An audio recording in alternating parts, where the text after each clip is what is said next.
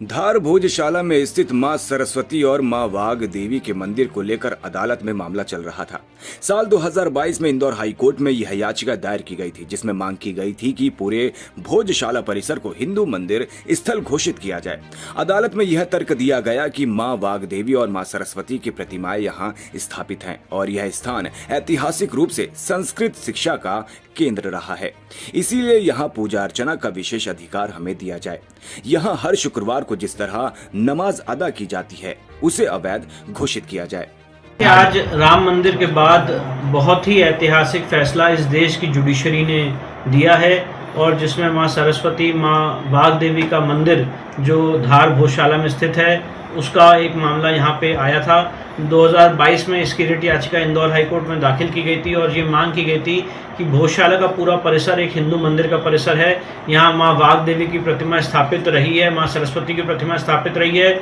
ये school of Sanskrit learning रहा है, इसलिए यहाँ पे हमें एक्सक्लूसिव राइट ऑफ वर्शिप दिया जाए। और यहाँ पे जिस ढंग से हर फ्राइडे को गलत ढंग से नमाज होती है ये इलीगल है, ASI एक्ट का उल्लंघन है, इसलिए यहाँ पे नमाज को रोका जाए और हमें पूजा पाठ का पूरा संपूर्ण अधिकार दिया जाए। इस रिट याचिका को आज 4 साल की लीगल लड़ाई के बाद ASI के 2100 पन्ने के सर्वे रिपोर्ट के बाद जो 98 डेज चला ASI के यहाँ पे सर्वे, आज इंदौर हाईकोर्ट ने बहुत ही ऐतिहासिक फैसला दिया है। ऑनरेबल इंदौर हाईकोर्ट ने इस पूरे परिसर का जो स्वरूप है, चरित्र है, वो भोजशाला का एक स्कूल ऑफ संस्कृत लर्निंग, एक हिंदू मंदिर का चरित्र माना है। साथ ही साथ ऑनरेबल इंदौर हाईकोर्ट ने इस मामले में जो ब्रिटिश म्यूजियम में आज भी मां सरस्वती की प्रतिमा रखी हुई है उसको वापस लाने के लिए हमने जो सरकार को बहुत सारे प्रत्यावेदन दिए हैं उस पर सरकार को कहा है कि वो उस पर विचार करें कि उसको कैसे वापस लाया जा सकता है। यहाँ पे जो मुस्लिम पक्ष हमेशा हर फ्राइडे को नमाज अदा करता है, कोर्ट ने उस आदेश को कम्प्लीटली रिजेक्ट कर दिया है, खारिज कर दिया है और उनके जो नमाज के एक्शन हैं वो अब आज के बाद से जब तक इंदौर हाईकोर्ट का फैसला प्रभावी है वो नहीं हो पाएंगे।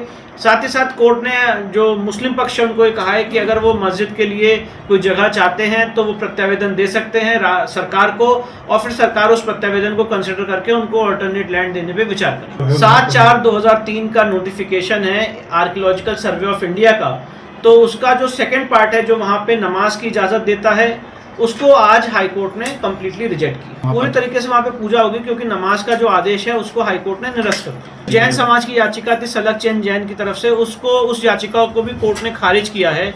मैं आपको बताना चाहता हूँ 2 ही ऐसी याचिकाएं हैं जिसको कोर्ट ने अलाउ किया है।